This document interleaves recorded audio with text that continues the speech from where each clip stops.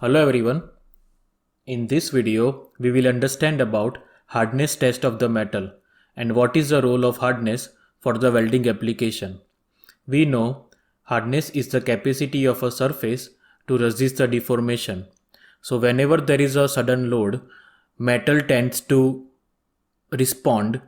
If the metal is so hard, it will break, and at the same time, if the metal is less hard, then it will absorb more load before it breaks.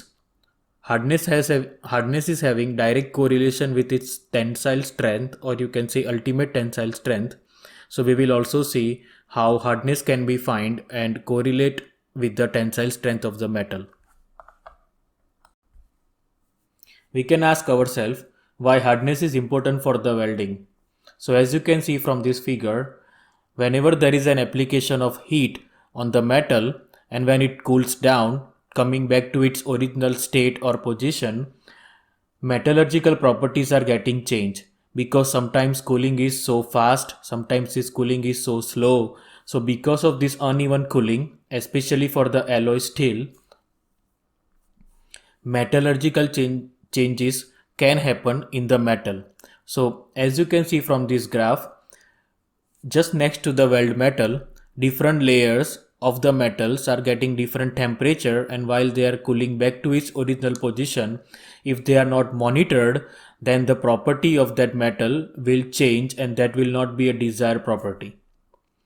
By saying that high hardness material can be martensite structure, that's a more brittle structure and it cannot absorb sudden loading and it will fail.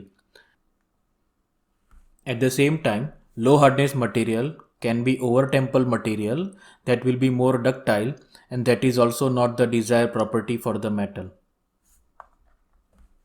So after the welding, for the cold work metals, it can reduce the hardness of the metal, especially in the heat affected zone.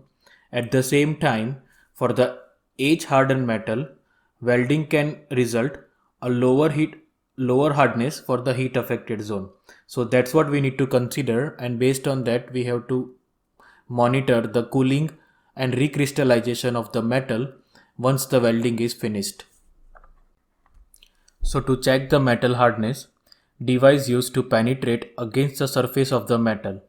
So as you can see from this figure, the penetrator is applied on the surface of the metal to from its sharp edge, and after monitoring and visualizing the sharp edge, we can see the profile which was impacted on the metal, and based on the profile size and diameter, the hardness of the metal or the hardness number of the metal can be predicted.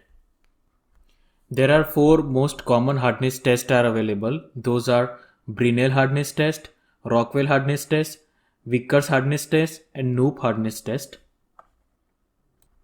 So as you can see from this setup, a sample metal for the hardness testing is checked against the impact of the hardened ball, and based on the impact and the profile which will be eventually monitored on the sample surface will decide the hardness of the metal.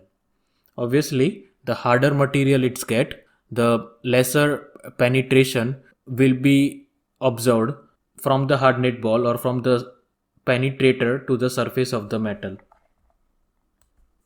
Also, the hardness testing machine is having a dial indicator or digital indicator. Whenever there is an penetration happening on the surface of the metal, that indicator will tell you how deep that ball is penetrating, and based on that hardness can be decided or hardness number can be get. What type of test can be done to check the hardness of the material? Among the common tests can be decided based on the surface of the metal.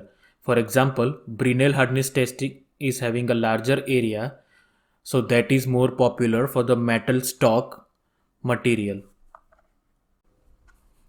Other than the penetration method to check the hardness, there is one more method available to check the hardness, and that is called as the scratch test hardness or moles hardness test, that generally compares the hardness of the material to the list of the minerals.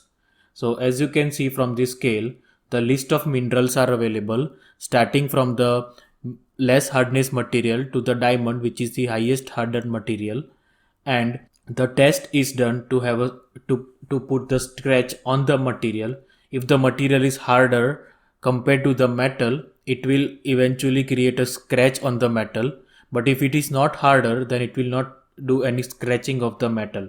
So starting from the minimum hardened material to the maximum hardened material, a scratch can be done, and based on the scratch, the Vickers hardness number can be decided.